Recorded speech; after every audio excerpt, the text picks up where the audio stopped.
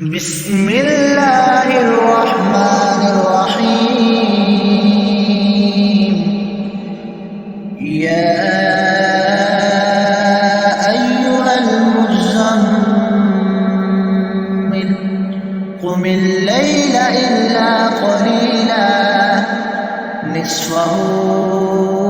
أو انقص منه قليلا أو زد عليه ورتل القرآن ترتيلا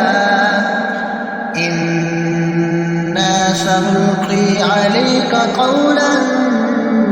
ثقيلا إن ناشئة الليل هي أشد وطئا وأقوم قيلا إن لك في النهار سبحا طويلا واذكر اسم ربك وتبتل إليه تبتيلا رب المشرق والمغرب لا إله إلا هو فاتخذه وكيلا واصبر على ما يقولون واهجرهم أجرا جميلا وذرني والمكذبين أولي النعمة ومهلهم قليلا إن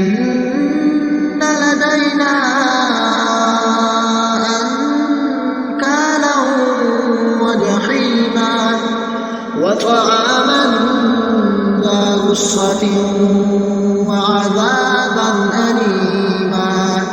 يوم ترجف الأرض والجبال وكانت الجبال كثيبا مهيلا إنا أرسلنا إليكم رسولا شاهدا عليكم كما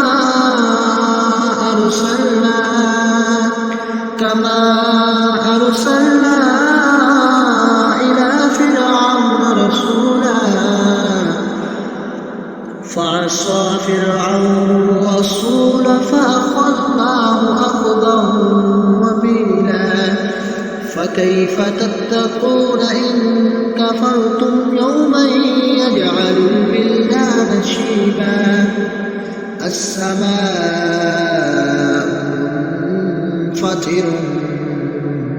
به كان وعده مفعولا إن هذه تذكرة فمن شاء